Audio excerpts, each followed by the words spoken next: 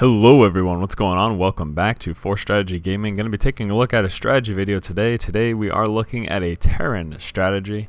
Now the player we're going to be focusing on is QXC, and the opponent in this matchup is Barracks. So let's go right into QXC vision. So what we're going to be looking at as far as the build, production buildings is concerned, opening up with a 1-1-1. But the vital and important thing we're going to be looking at is doing a bunker contain early in the game against your Protoss opponent and allowing that to buy you time to go ahead and get up an expansion. That's the great thing. That's what we're planning on doing. Now, this bunker contained decision is going to come after seeing a robotics facility dropped. Knowing that someone's going for a 2 or 3 gate robo is what's going to allow you to do this decision, as opposed to seeing a 2nd or 3rd gateway. If you see what is the makings of a 4 gate, you're not going to want to try to bunker contain. And I'm going to go into specific detail as to why you won't want to try the bunker contain.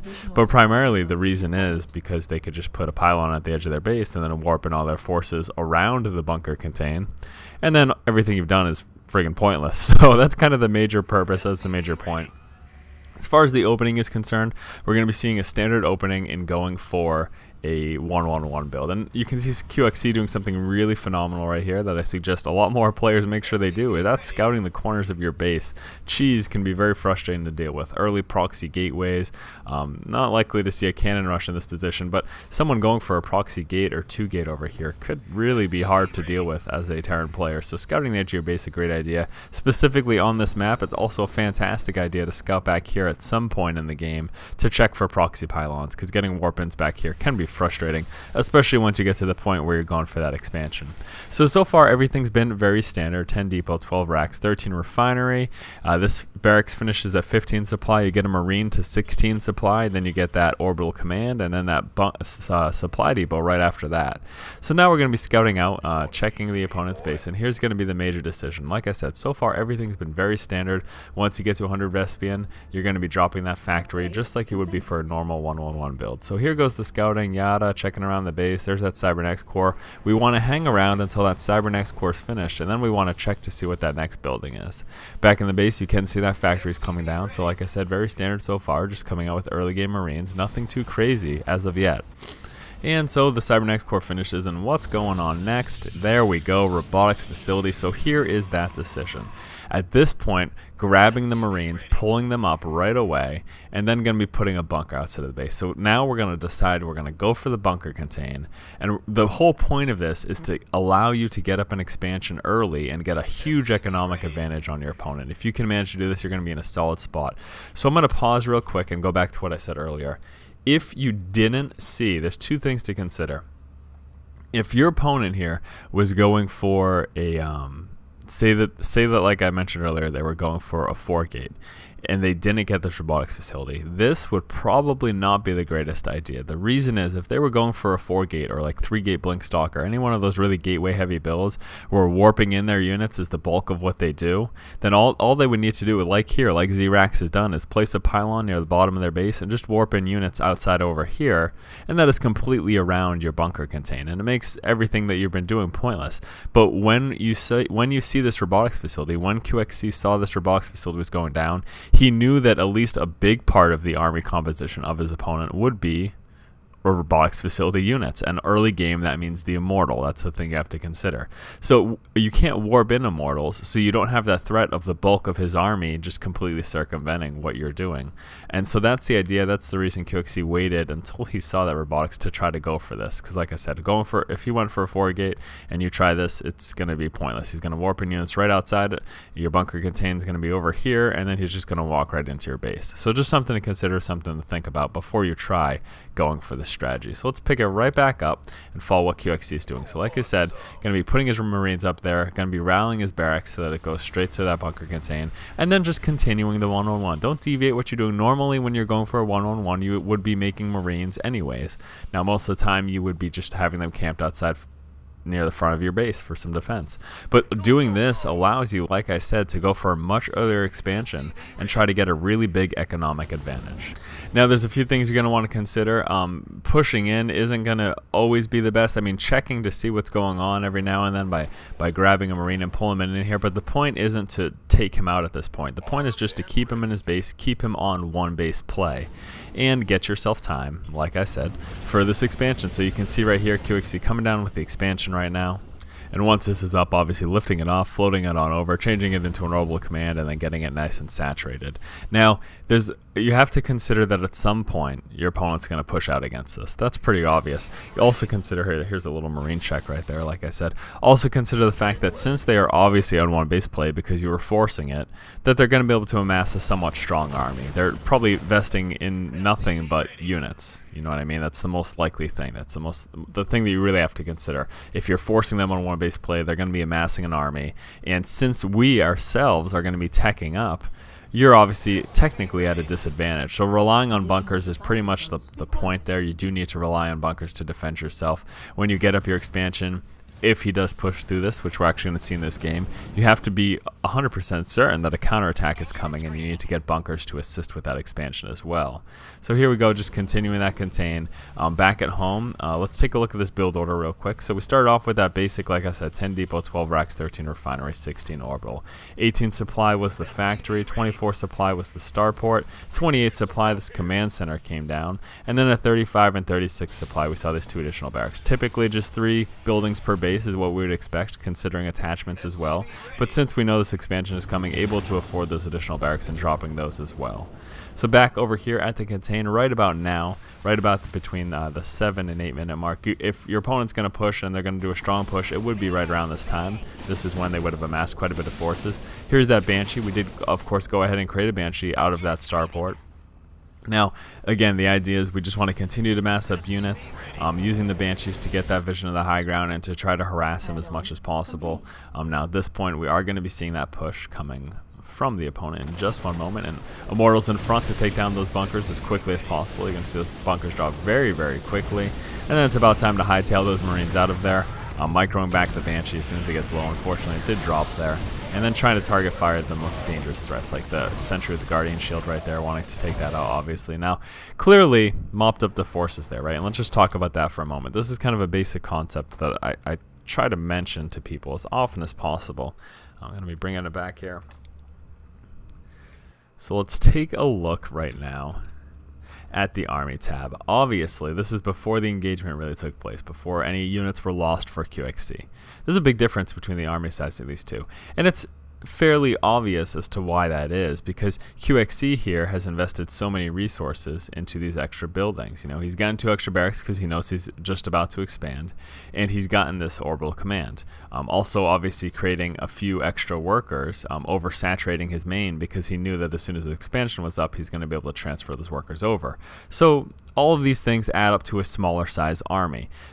So you can expect to lose that first engagement. Once your opponent pushes out of this bunker contain, you can expect to lose it if you've been following what we've been going over and going for that expansion. And realize again, the entire point of this this bunker contain is to buy yourself time to get up an expansion, get it saturated, and then take advantage of it. So realize that in doing so, you are going to have a smaller army than your opponent who is on one base play. That's just blatantly obvious. You vested resources into these buildings. You vested resources into extra SCVs because you're going to be expanding. You're going to have a smaller army.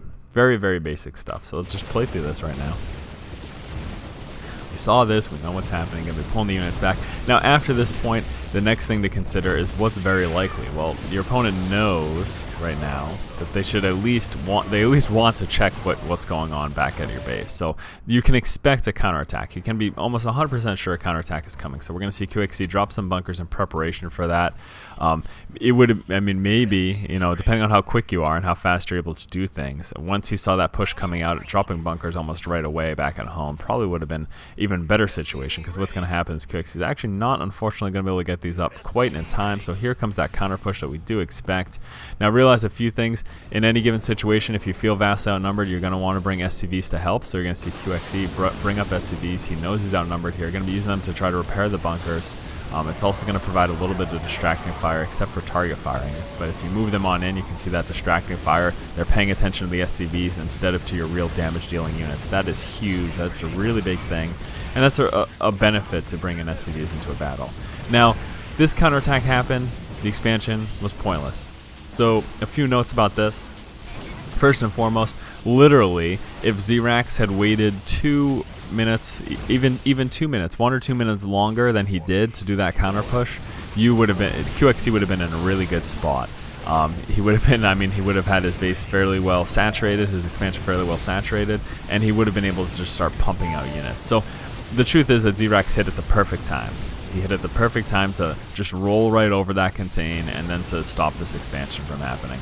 Now what we're going to see is QXC does manage to stop him from pushing into his base with some good micro here of these units, staying away from those melee units, the Zealots. Trying to drop Stimpack if you have it, but that's not up quite as of yet. You can see Stimpack just researching right now. But still going to be coming out with some additional Banshees, still doing the things that you always do in this game, just making sure you're constantly producing units, trying to get those upgrades as well. Now once that counterattack was fended off, we see QXC going to be bringing back down that expansion and bring it right over here, and then just going to be doing the same thing, trying to work on those SCVs, and I don't know why those SCVs are rallied over there. That is not where they belong. Working on those SCVs and making sure that you are getting that expansion nice and saturated. You're going to see some mules drop down right now. There we go, rehawking that. And where is that SCV going? Come on, buddy. You need to be mining. You don't need to be going over there with the army. I'm going to be bringing one SCV up, though.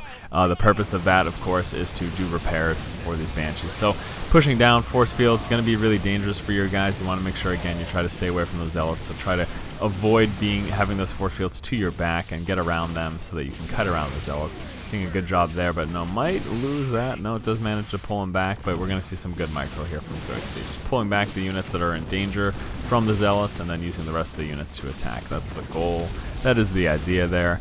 And now, once fended off, we're going to see QXC go ahead and resaturate and just continue up that production. And then we're going to see likely another counterattack from him. So the important thing to realize, again, is that that contain eventually will be broken. You can expect a counterattack. But if you fend off that counterattack, if QXC, honestly, if QXC had gotten up those bunkers a little bit earlier, right before that counter push came, he probably would have been able to defend this pretty much no problem. Pulling up the SCVs to repair the bunkers, that extra damage that would have came with that would have stopped that push from forcing him to lift off his Orbital Command and fly it on over. And literally a minute or two more would have meant that QXC would have had a huge economic advantage. So the point of this video really, or the point of what I'm saying right now at least, is that if you can manage to do this bunker contain and get up this expansion even for a short amount of time, you're going to be at a huge advantage against your Protoss opponent. So something to consider, something to try in your own games. And Stimpack going down, going to be mopping up his forces. And right now at this point, the economic advantage is in QXC's hand because he has had this expansion up longer. Also, the mules add to that quite a bit. Being able to mule up adds to your resource gathering collection quite a bit. Obviously, everyone knows that. So anyways, moving forward and going to be continuing up the aggression in the counterattack. We know that our opponent has expanded, so you want to make sure that you try to do what you can to disrupt that, try to hurt that. Again, the idea that expansions are what your primary focus needs to be as the game progresses, because the more you can hurt your opponent's economy, the better off you are. Stimpack going down, microing away from those melee units. Remember, probes are melee units just like Zealots, albeit not as dangerous. They are still melee units. And if you can manage to take out the expansion at this point in the game, it's pretty much game over. Taking out an expansion is absolutely huge. So you may say something like, well, what about earlier? What about when we were forced to lift up our Orbital Command? Yes, he did stop mining at the expansion, but he didn't end up killing the Orbital Command. We didn't lose those resources entirely. QXC didn't lose those resources entirely, and that's why it wasn't quite as devastating. But a full-on loss of a base like that Nexus just dropping, that's huge, and that's why Xerax actually went ahead and left. And, we can't wrap up a game without a little bit of bad manners, so there we go, some BM right there. So anyways, major points of this strategy: go ahead and bunker contain your opponent. It's going to allow you to get your expansion up, and if you can manage to get it saturated again, his opponent did a pretty good job. Xerax did a pretty good job of pushing out at the perfect time and then hitting that expansion at the perfect time so that QXC couldn't take full advantage of it. But if QXC had literally a minute or two more and that push didn't come quite when it did, he would have had a nice saturated expansion. He would have had a huge boon to his economy and would have started pumping out units, and then that counterattack would have been absolutely pointless. It would have done absolutely nothing to him. He would have had enough units to deal with it quite handedly. So that's the whole point of this video. Let's go over that build order really quick. Start off with that 10 depot, followed up with a 12 barracks, 13 refinery, 16 orbital command, 18 was that factory, 24 starport. So everything very standard thus far. Starting out with just starting out with just those Marines, and then following it up with a Banshee, allowing you to try to harass your opponent and get some vision of the high ground. Obviously a really good thing. If you can get Cloak, give it a shot, but realize going for Cloak is going to mean you have less Banshees.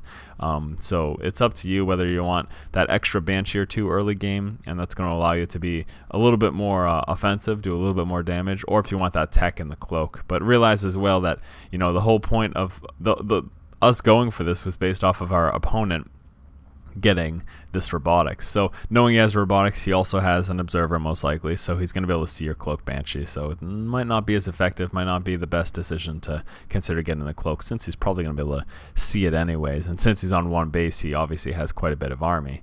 And then where was I from there? So 24 was the starport, 28 supply with that command center. Again, the contain allowed us to get that up fairly safely. And then 35 and 36 supply, we saw those 2 extra barracks. And the reason behind that, of course, was because we knew that expansion was coming up and we knew we could afford it. And then, of course, getting upgrades for units, stim pack, combat shield, concussive shell, all of that. And then all the while everything is going on in this entire game, just keep up constant SCV production. Make sure you're using your hotkeys here. And keep up constant unit production out of your barracks, your factory, your starport. Make sure things are always building. Make sure you're always using those resources and keeping them nice and low. So once again, guys, this has been Force from Force Strategy Gaming. Hopefully you guys enjoyed the video. If you did, go ahead and subscribe to the channel. And as always, keep watching and keep owning. That died. But the important thing to realize is that all that time not mining is what the issue was. He spent a bunch of time not mining. Actually going to be leaving that one zealot in there to wreak havoc while these Marines try to chase down that war prism. But all that not mining time is what's really important to pay attention to, because that right there, that's a slight advantage for you, right? I mean, he spent a bunch of time not mining, so that gives you a slight advantage. So again, coming out with this Dark Shrine, and once that's up, we're going to be trying to abuse that as much as possible. Also moving up to those Templar archives.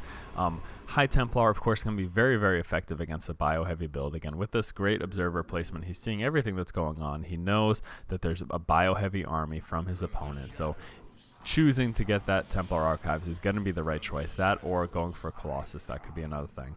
Now, what we're going to see here, especially on